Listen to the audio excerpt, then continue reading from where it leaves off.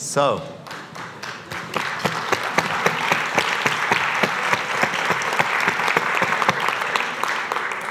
sometimes coming on after a film like this, it feels almost like an intrusion in something very personal. But the other thing about film festivals, and which we do here at IFFR Live, is we get the chance to not only see a film with the filmmakers, we get to speak to them afterwards. I'd like to invite down Bernard and Lucy. Please come on down to the stage. Thank you.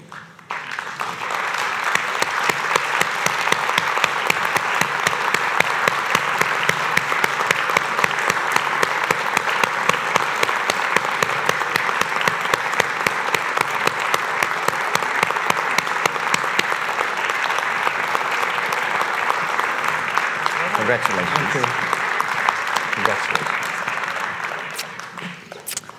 Let's just take a seat. This is your couch, and we're going to hear from all of these cinemas across Europe who will have questions about your beautiful film. And anyone in this room who would like to add a question, unlike other usual Q&As where you just put your hand up and someone brings you a microphone, if you put your hand up, you're going to have to put it down on your mobile phone and send a tweet, which will be then couriered to this device here. So please dive right in. Thank you for a beautiful film, to you and your team and everyone who was part of it. Let's have a look what people are asking from around Europe. Okay. This is a nice one. From Elceline Hocker. It's for Bernard. How does the film affect you as a recent dad? And your baby is in the room, I believe, as well. Or it was earlier. Perhaps the person who tweeted is also in the room. It's not my first baby, but... Most recently. Yes.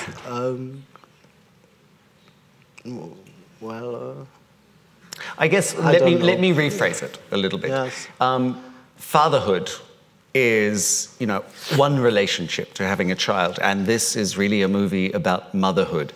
How did you take your experience of fatherhood and place it within the story, within the script? How did that, being a father, how did you use that in the creation of the work?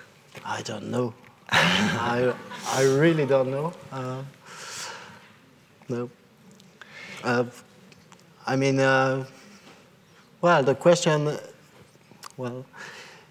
The question is why a man is doing that kind of film. Well, we could ask that in a way. I think it's a very good question, and you've asked it of yourself in a way. That's the question that, a lot of people are asking me, and it's very much a film about women and motherhood and. Well, for me, it's not relevant because I think the most important thing is not being a woman or a man or being gay or black or that's not the point for me. It changed nothing for me. I'm sorry, but that's my point of view. And what is important is the results, the humanity that there's in the film, and we don't care if it's a man or a woman now. That's my point of view.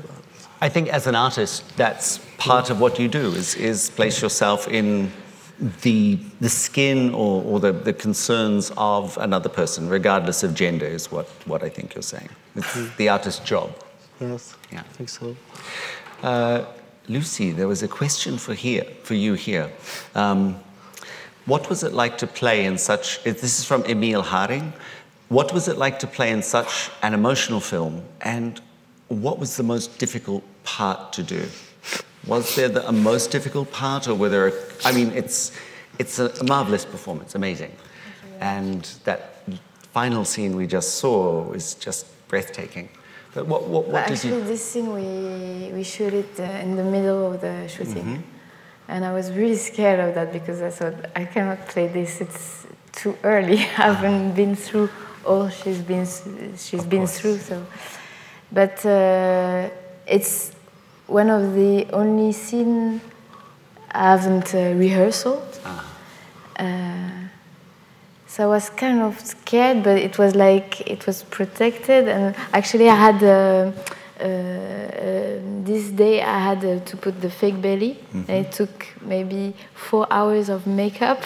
You almost barely see it, but I had to stand naked during 4 hours to have this. And then, so actually it helped me to concentrate. I was like in a meditation because I had the belly, and then they had to put fake breast, but they put it out finally. But that, so I had to stand and being makeup for 5-6 hours. Naked for so long. So in a way, you were so already I was raw in and meditation. open. I don't know.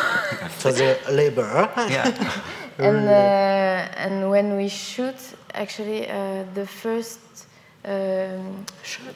How do you say that? The first take, I didn't saw the baby, actually.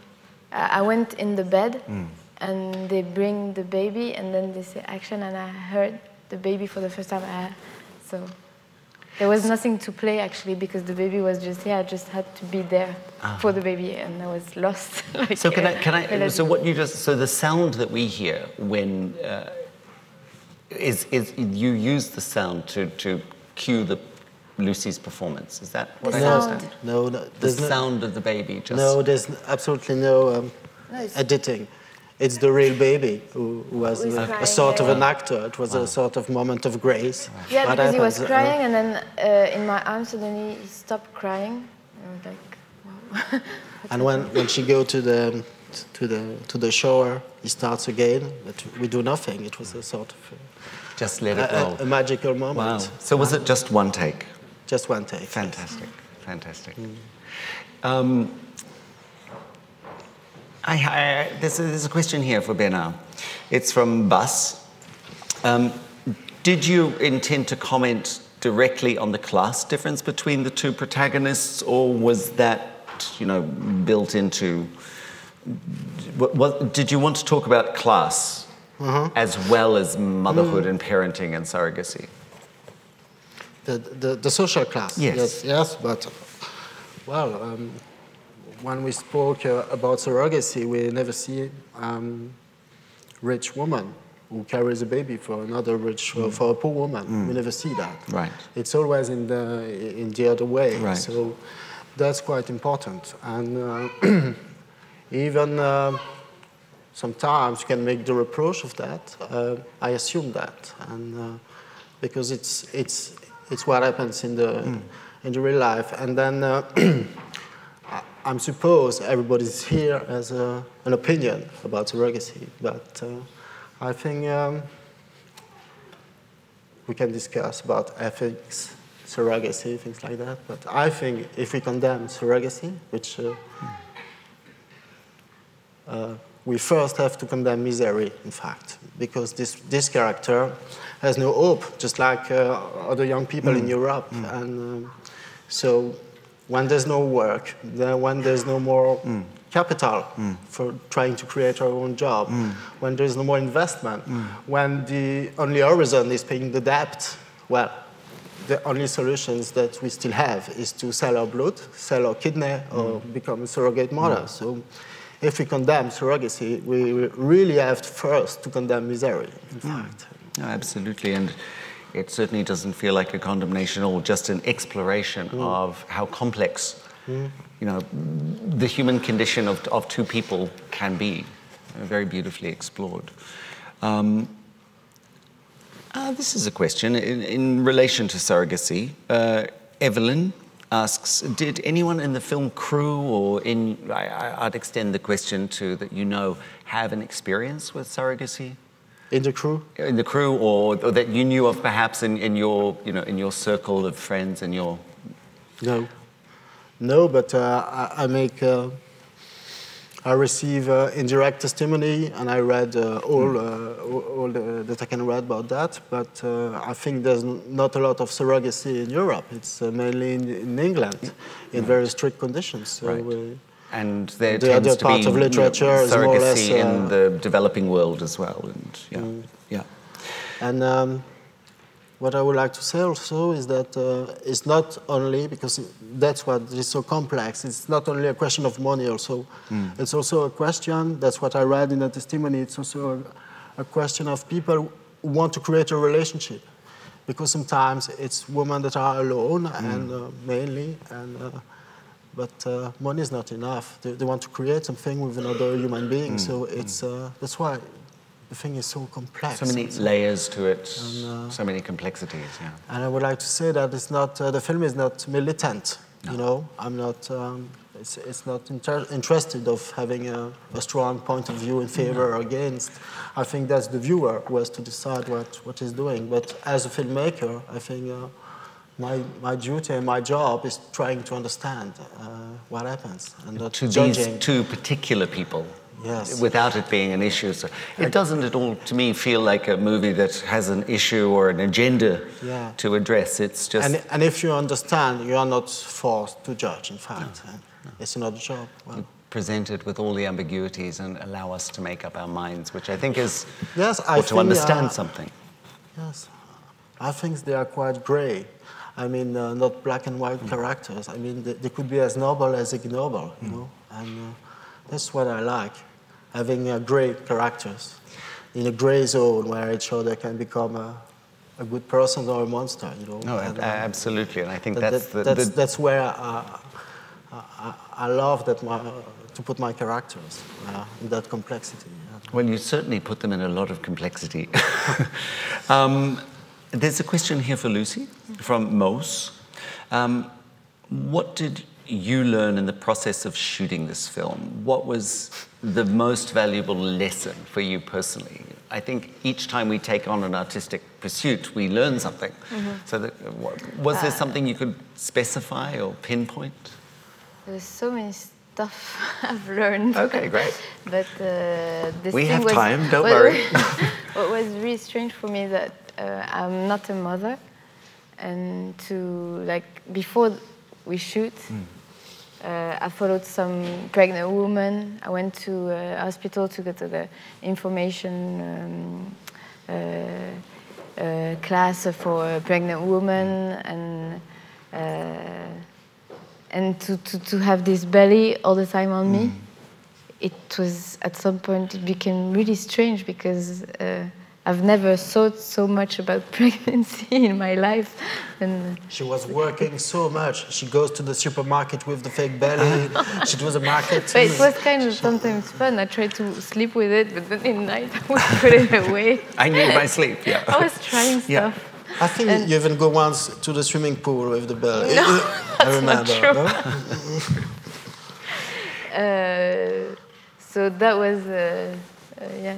So you've had a sort of preparation for motherhood in the future that perhaps most women don't get to have through the making of the film. Or maybe he has stolen my first pregnancy. Perhaps, perhaps. Well, he's stolen it and now he's shared it with a lot of people. So we'll have this chance that nobody wants to give us some money, so it takes a lot of time before starting the shooting. So when I decided to choose Lucy, and after it takes 1 year and a half, so we have a lot of time for doing rehearsals, to write new versions and things like that.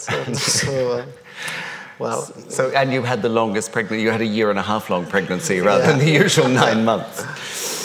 Actually, that relates to something I was wondering, because you're Lucy again, the way you inhabit the character from the very beginning. She's homeless. She's dealing with very difficult circumstances. What was your research for that? How did you explore that area of the character, her circumstances, her poverty?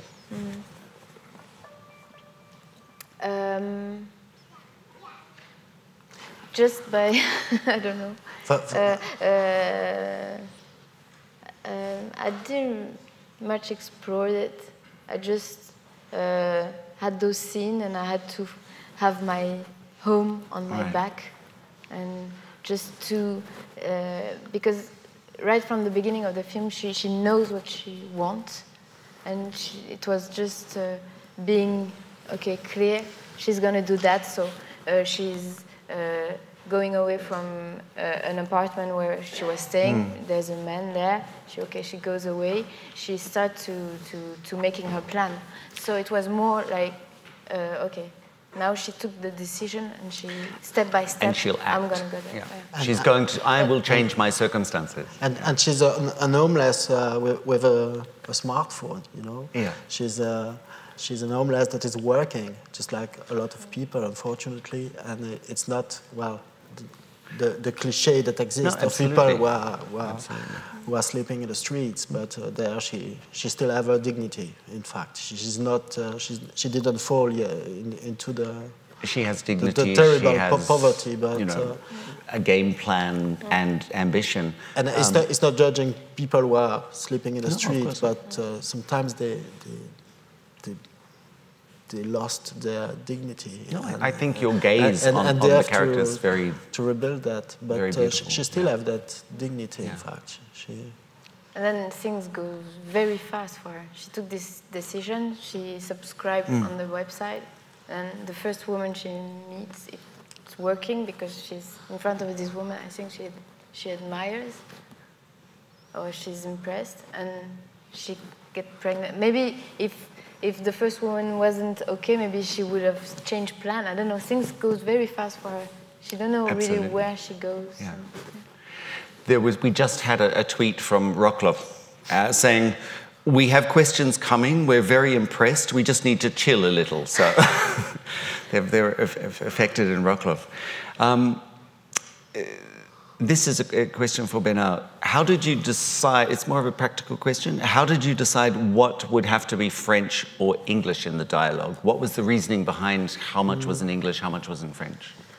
Well, I think we spoke about surrogacy, but there's another subject. Well, the film is quite, there's a lot of subjects in the film, but there's another subject which is the, how do we say that in English? To be born under anonymate, or X-born, naître sous X.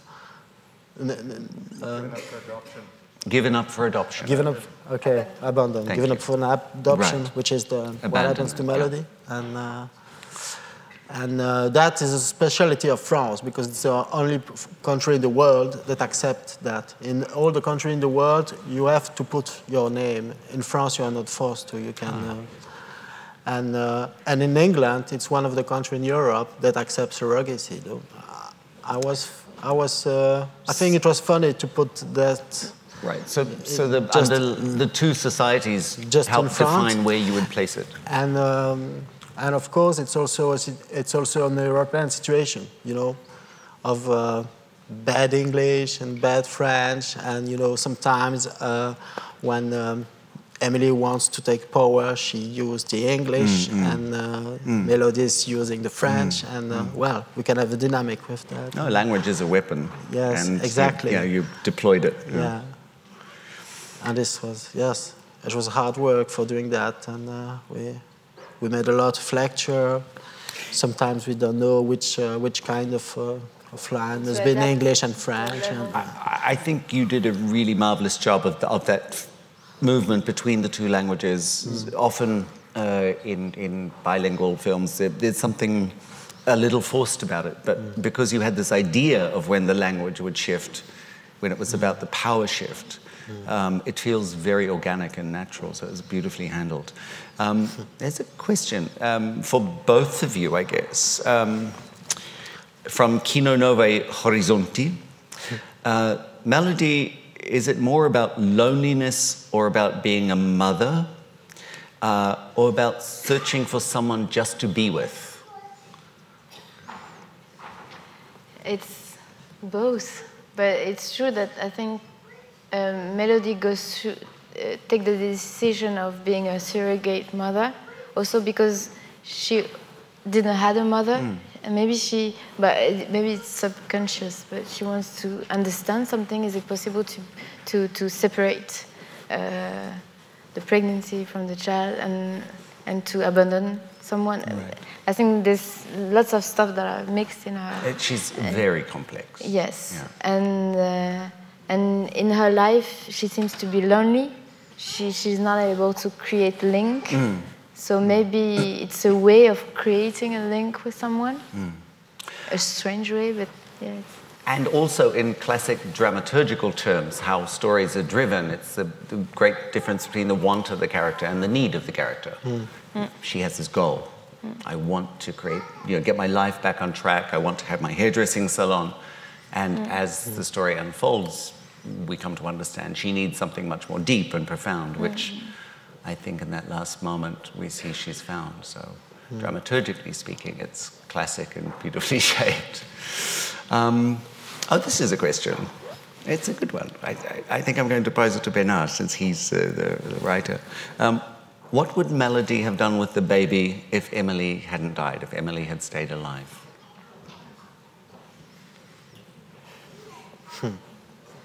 I don't know. I don't know. What do you think, Lucy? Melody? What would for me, if Emily hadn't died? For me, Emily is putting herself in a. I think Emily will say, "I'm the grandmother of this child, and this is your child. So I will stay as a grandmother." But even it's not well. That's what I was thinking in my mind. But so she will let her and her baby, and Melody would have refused. Because before she could say, "I've got a daughter.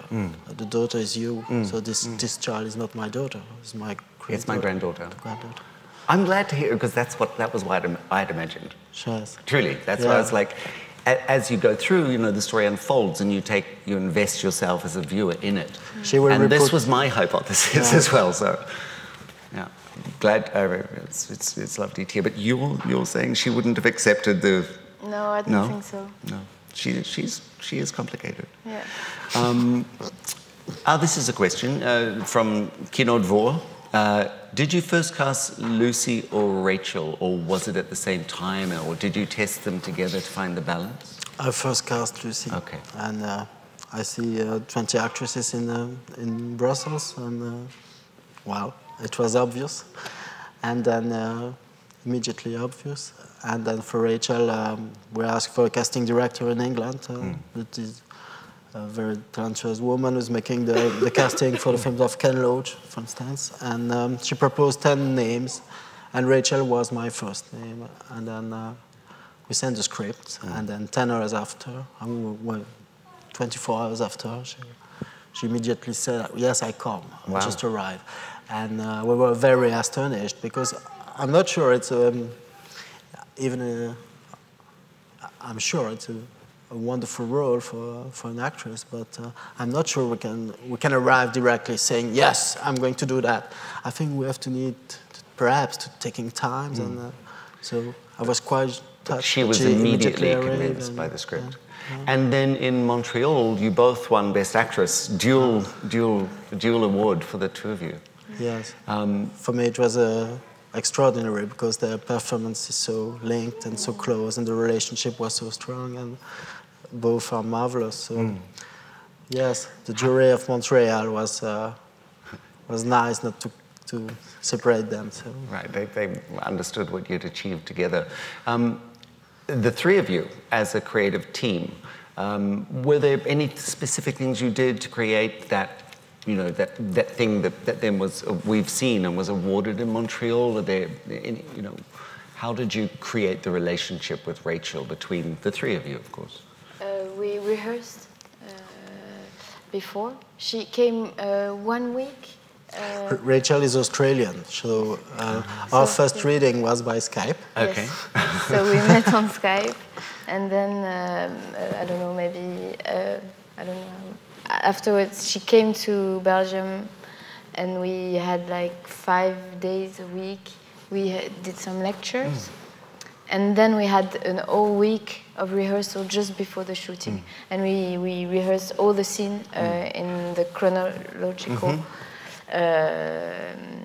order. Yeah, because during the film it wasn't. So we really experienced the film in order and see a bit. And could see how those relationships built and turned and twisted, and, because it's really a roller coaster of a emotional journey that you're on. Our time is running out. But it's a question for Bernard.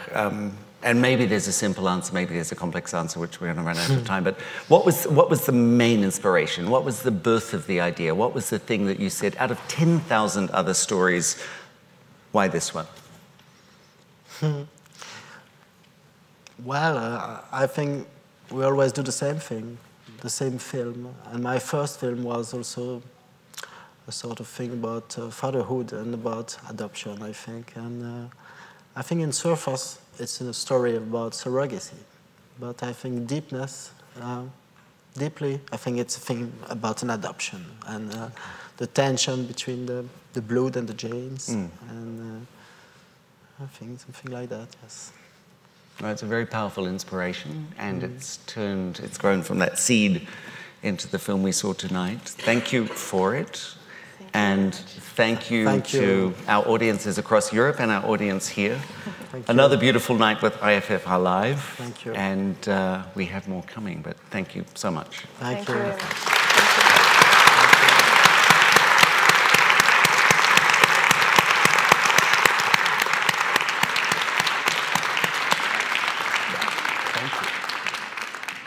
was lovely. Merci. Pardon.